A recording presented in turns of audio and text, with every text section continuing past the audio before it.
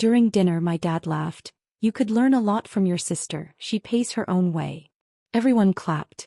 I sipped my drink and said, then she won't miss the $3,200 transfer that hits her account each month. My sister's smile vanished instantly.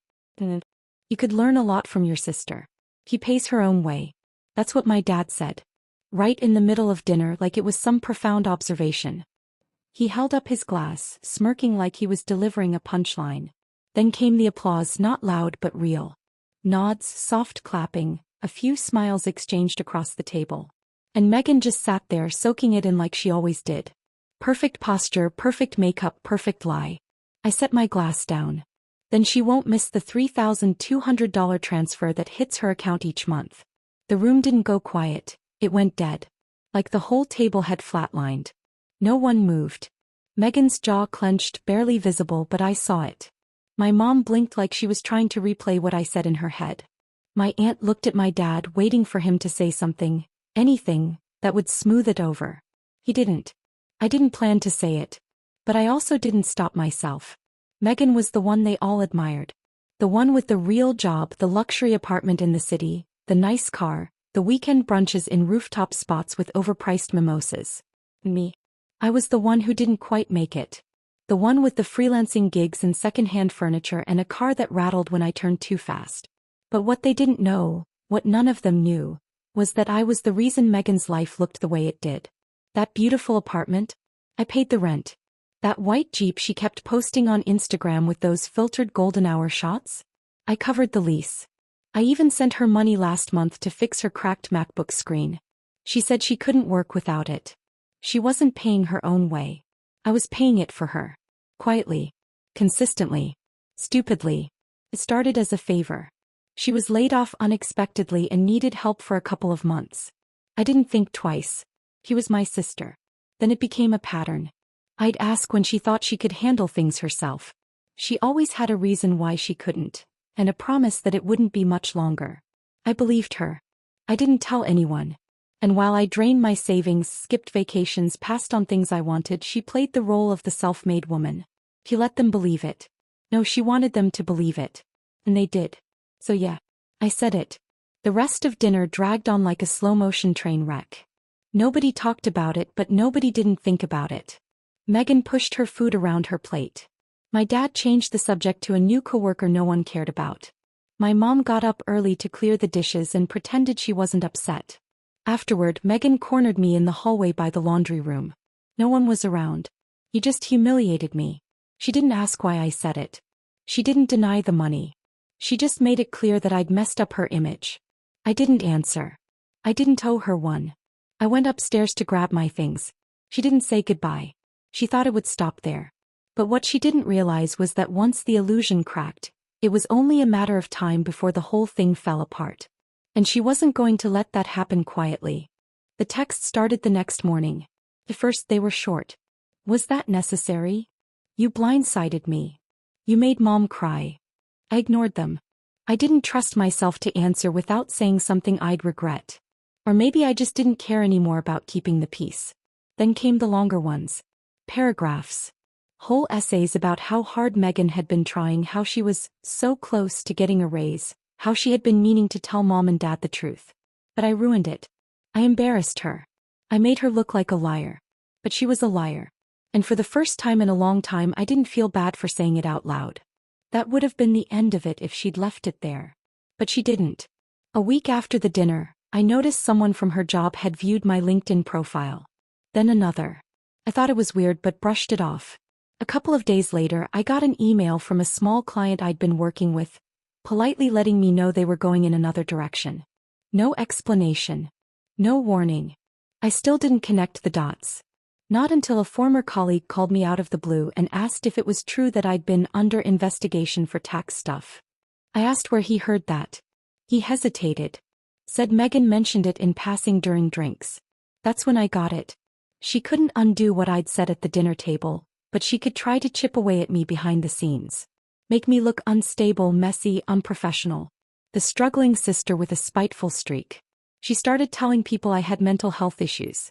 Said I was erratic. That I fabricated things out of jealousy.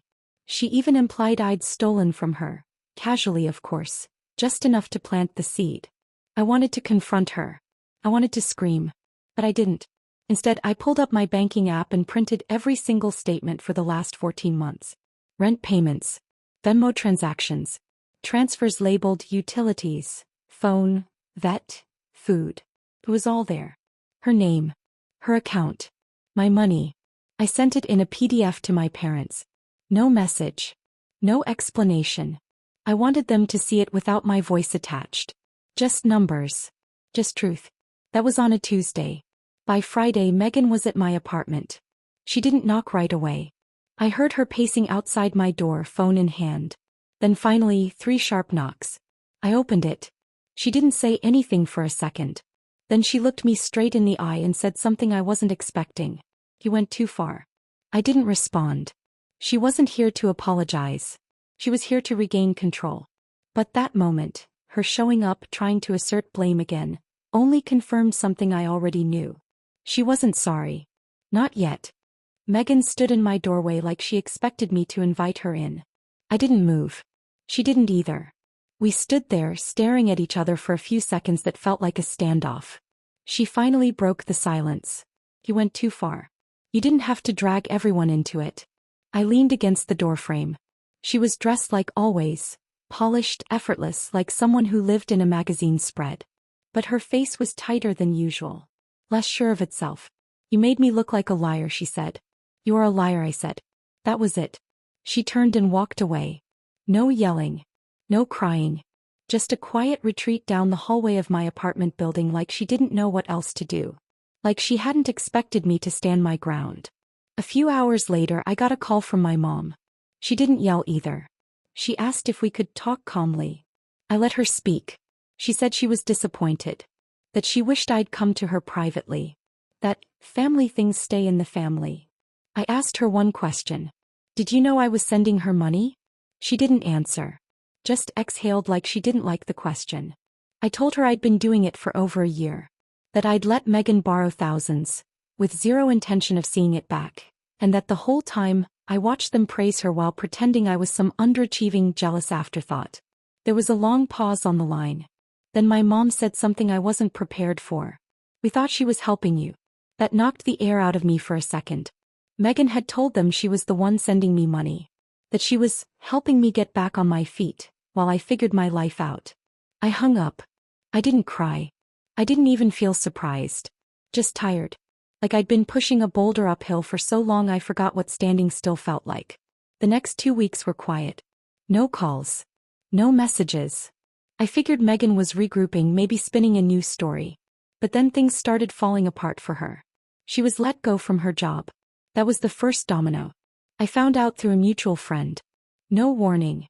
No notice. The official reason was downsizing, but I wasn't stupid. Someone finally looked too closely. Then her landlord started asking questions about late payments. Then her car was towed. Turns out she hadn't been paying the lease I was covering. Not since I cut her off. She texted me once. "Happy?" I didn't reply. But I wasn't happy. Not really. This wasn't about revenge. I didn't want her to crash. I just wanted her to stop lying. To stop pretending. To stop turning me into the failure so she could keep wearing the crown. She always thought I'd stay quiet forever. But the thing about silence is that when it finally breaks, it echoes. A few days after her last text, "Happy?" Megan showed up at my office. Not my home. My office. She came during lunch, dressed like nothing was wrong. Hair done, heels on, sunglasses perched like she was walking into a brunch. Not into the same building where she'd been telling people I was unstable. The receptionist buzzed my desk, said, "There's a Megan here to see you," like it was normal. I met her in the lobby. She was already standing near the door, eyes scanning the room like she didn't want anyone to notice she was there. "You're going to lose everything if you keep going," she said, quiet and sharp. She wasn't bluffing. I could tell by the way she stood. She had something.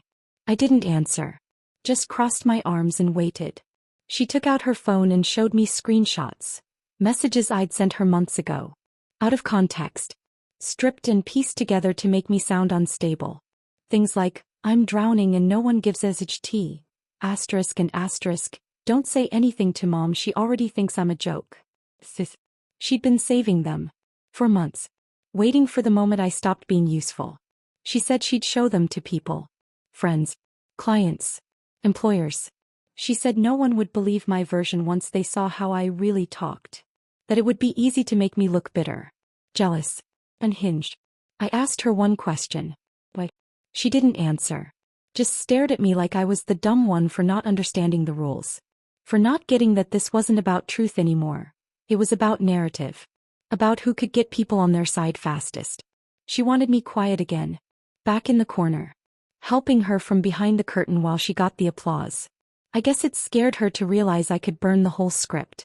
I told her to go. She left without another word. Later that night I backed up every file. Every screenshot. Every bank statement. Every email. I opened a private folder and added it all. Not to use against her but in case she forced me to. The next day someone tried to log into my old freelance portfolio. 3 times. Password reset request. IP traced back to a city she frequented.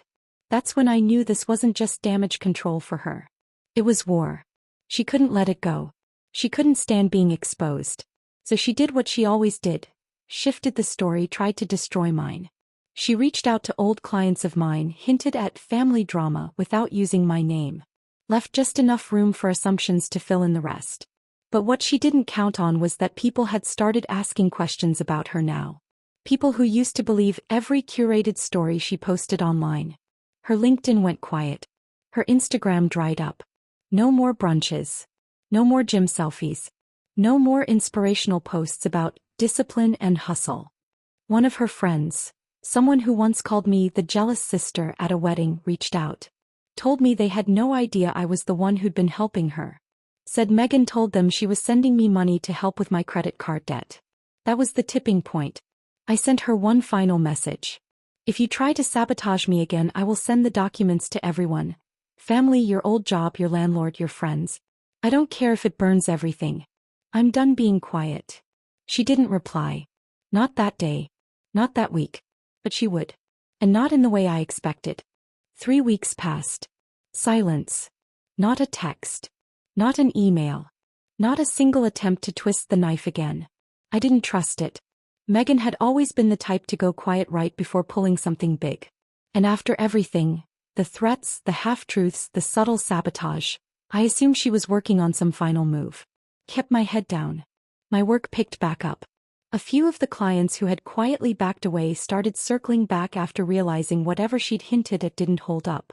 One even said, "It's funny, the ones who scream the loudest usually have the most to hide." So I stayed alert.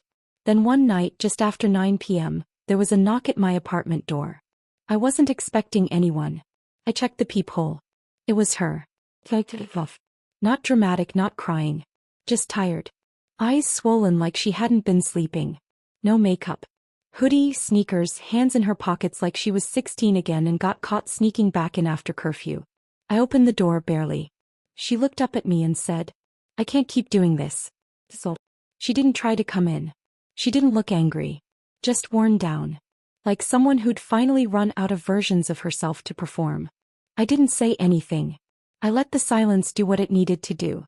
She said she'd lost her job weeks ago.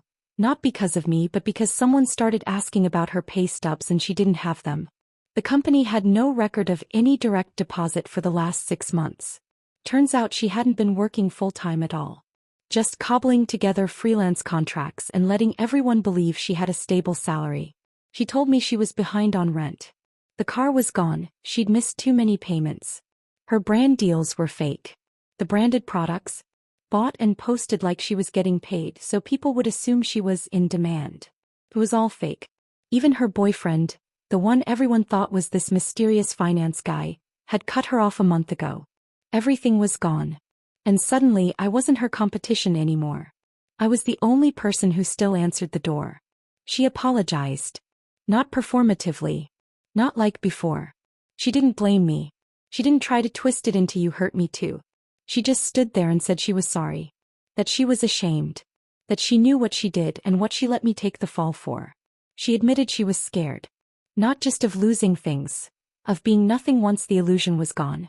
Of people finally seeing her for who she really was. And that she hated how easy it had become to lie. Then she said something that stuck. I thought if I let people think I had it all together, maybe I'd believe it too.